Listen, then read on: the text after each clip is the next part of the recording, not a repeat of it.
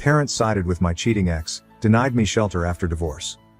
Now, 5 years later, they want back in after hearing about my engagement. After my divorce 5 years ago, my parents lost relations with me. Nick cheated on me with his receptionist. I discovered it when browsing his phone. My suspicions were long-standing, so I checked his texts one day. I realized our marriage was finished then. I struggled because Nick and I were together over a decade before we married. We were childhood sweethearts because his parents were friends of mine. We met and started dating that way. After high school, we had an on and off relationship, but at 22, our parents pressured us to marry. So we did. We often fought after marriage. He cheated even though I never considered it.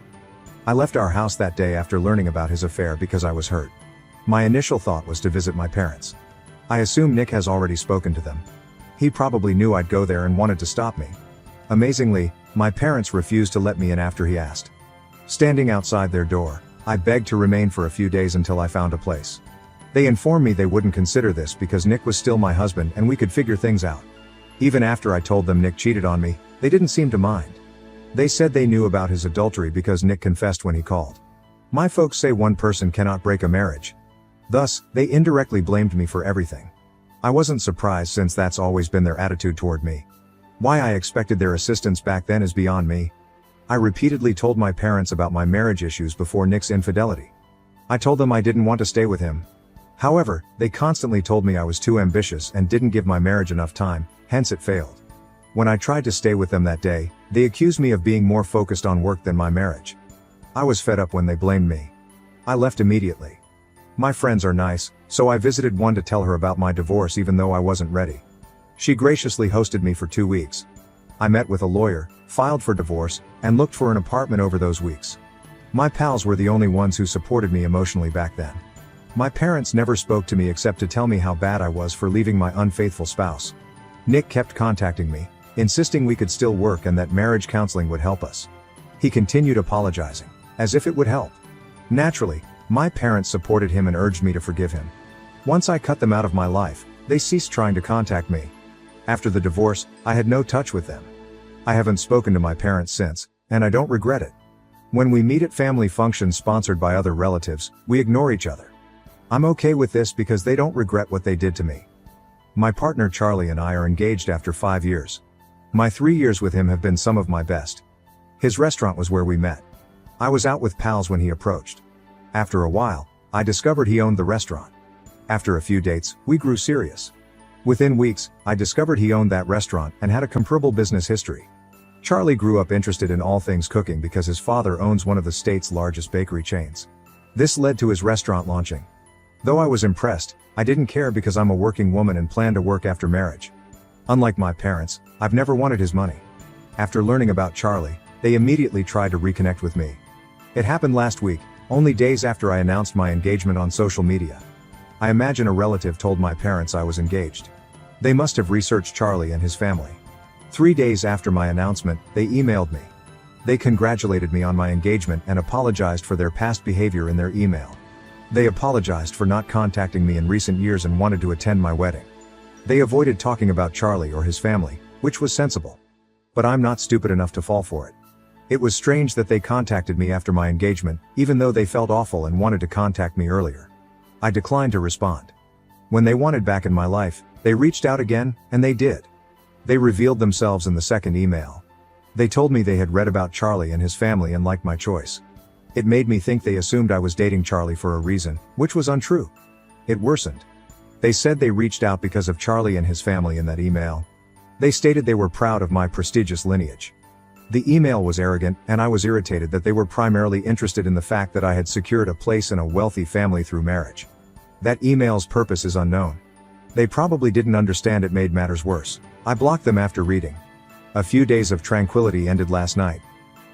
I've lived in Charlie's apartment for a year. Few family members know where I live, and only a few close acquaintances and relatives have visited. They could not have told my parents. I guess my folks found out. When asked, they didn't say how. Our residence was visited last night. Charlie and I were astonished to find them outside. Charlie understands my parents' past, divorce, and reactions, and he doesn't like it. The door was opened by him.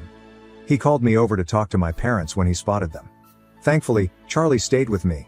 Knowing I was struggling, he held my hand throughout my conversation with my parents. My parents apologized, stating they didn't want to seem more interested in Charlie and his family than my forgiveness. They said they wanted to contact me several times over the last few years but didn't because they knew I'd be furious with them for their earlier behavior. Those were invalid reasons, I told them. They treated my divorce insensitively. I wouldn't have forgiven them if they'd reached out before, and I wouldn't forgive them now. After 5 years of divorce, I no longer need them. I was harsh and told them to leave. I don't know how they obtained my address, but I warned them I'd contact the police if they returned. My dad yelled at me as I turned to close the door. He called me egoistic and cocky, stating I couldn't treat them like way since I was marrying into a rich family. I was angered by that unwarranted and incorrect statement. This wasn't my behavior because I was marrying into his family. No sane person would have said it. I returned it to Dad. I said it wasn't about me marrying into a rich family, but their behavior. Despite 5 years to change, they were still unpleasant, and I avoided them. I knew shutting them out of my life was right, and I never intended to forgive them. After I said that, they addressed Charlie instead of me. They warned him about my attitude problem because it ended my last marriage. They made it clear that Nick had cheated on me with the workplace receptionist he'd known for months. While I was still engaged, they boasted that Nick and this woman were happily married with a child. They said I could never have a happy family since I was always showing off my superiority. I guess I had done this before by focusing too much on work instead of my marriage, and now I was acting superior because Charlie was rich. My superiority complex lost me my first marriage and would cost me my second, they said. Thanks to my fiancé, Charlie ignored their warnings about me. Charlie refused dating advice from folks like my parents. Because I was marrying him and he was rich, he stated I could brag about it. He said that whether I had an attitude problem or not was his concern, and they didn't need to worry about him because we weren't bothered about them. The last thing Charlie said left me stunned. He informed my parents that he was delighted my ex had found love with the lady he had an affair with and that it was indicative that they still supported Nick instead of me after 5 years to reflect on their behavior. He said that it didn't matter because they weren't close to our net worth. He closed the door as they panicked outside. My parents left eventually. I didn't believe it would go farther, but my paternal grandparents called this morning. They lectured me about Charlie and my mistreatment of my parents. Since my grandparents and I have been friendly, it was surprising. Despite being in touch with my parents for 5 years, they have always been neutral about this subject. They instantly thought I should apologize to my parents, especially after Charlie told them about our net wealth. They claimed that my parents had made mistakes, but they had always tried to be good to me. Maybe, but my connection with my parents has always been tense and complicated, even from childhood. I cannot dispute that they have always supported me and tried to make my life comfortable. My grandparents emphasized that I should be grateful to my parents. They cautioned me not to gloat about my wealth, especially since it's not mine. My in-laws are rich. They say I can't brag because I'm still in my parents' income category. I told my grandparents that Charlie had responded that way to my parents, not me. My grandparents ignored my refusal to talk to them. They stated it didn't matter who spoke as long as I permitted it, which humiliated my parents. They said I should have stood up for my parents, even if I didn't want to forgive them. I told my grandparents that my parents had spoken nasty things about me, but they replied it didn't matter. Their sole concern was my behavior, therefore they claimed they will talk to my parents separately about their errors. I got frustrated since the conversation went in circles and they didn't comprehend me. They then revealed that a man who disrespected my family would never appreciate me. Then they hung up. Although I love Charlie and don't think he did anything wrong, my grandparents' reaction has made me wonder about my handling of the incident. Am I responsible for letting my affluent fiancé trash my estranged parents' substandard finances? Update 1. Hello, everybody. I and Charlie appreciate your support and remarks. We feel no obligation to my family, not even an apology, after considering everything.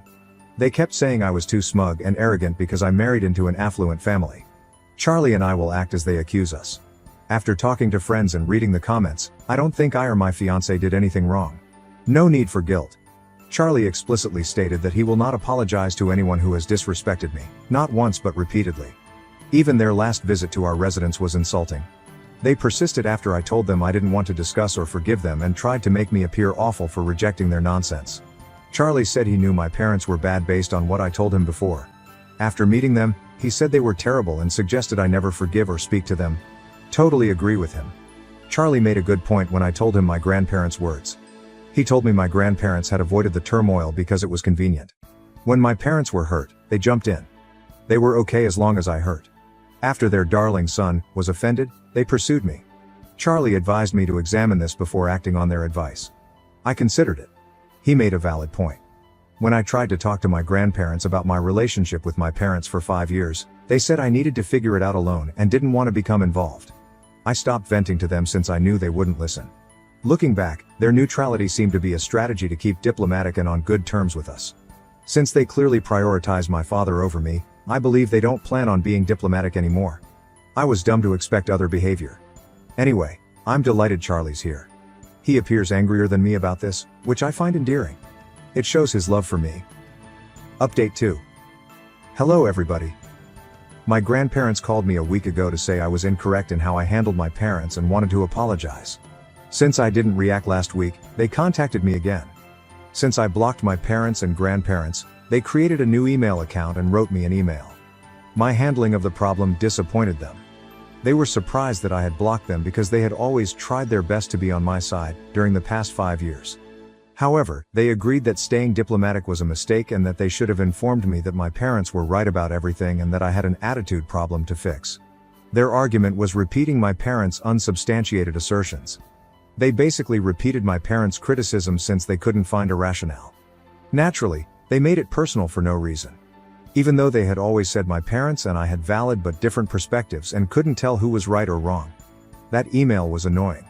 After seeing it, Charlie said he was glad we hadn't apologized or contacted them because they didn't deserve it. He claimed they were greedy and that my family had an attitude problem, not me. I didn't reply to that email and won't. I don't want to dispute or prove my point. They've already made me the villain, so they'll never trust me. They'll keep making excuses to blame me. It probably worries them that I'm marrying Charlie, getting affluent, and cutting them out of my life, so they can't benefit from my marriage. Ironic, because Charlie and I believe that if they wanted forgiveness, they should have been nicer and boosted our egos. Bitterness and resentment have made things worse for them without them realizing it. Maybe they do. They're indifferent. No matter what, they're out of my life. Third update. My last update was 2 months ago. Because I wasn't concerned anymore, I forgot about my parents' and grandparents' problems. I became busy organizing my wedding and doing other things after they didn't contact me again. My parents returned to my place 3 days ago. Charlie was away this time. When I saw them outside, I didn't open the door. I told them through the door that I didn't want to argue again. I told them to leave or I would call the police, which would be very bad for them. Despite my concerns, my parents stayed. My dad said he didn't expect me to forgive or accept them back. He wanted to apologize for how he and my mom acted last time. He added that after much consideration, they recognized they had made things worse by refusing to accept that I wasn't ready to forgive them. Now, they wanted me to know they were sorry for their repeated failures and would apologize until I forgave them. My mother said they would wait the rest of their life for my forgiveness. That was a big statement. I felt forced to open the door. I told them I didn't know what to say or how to feel. All I knew was that I wasn't ready to deal with them. I calmly told them they didn't need to apologize anymore. I needed some space from them. In a few years, I might contact them. For now, I desire solitude. I'm not sure if I'll ever contact them, but I said that to lighten the situation. It improved their mood. Even if it took 2 years, my mother stated she would like to hear from me. She hoped I'd forgive them one day. She cried and stated that she and my father had always been too arrogant and proud to accept they weren't the finest parents, especially after my divorce. They said they were misled into thinking I had an attitude problem. Since then, they'd been confused about me.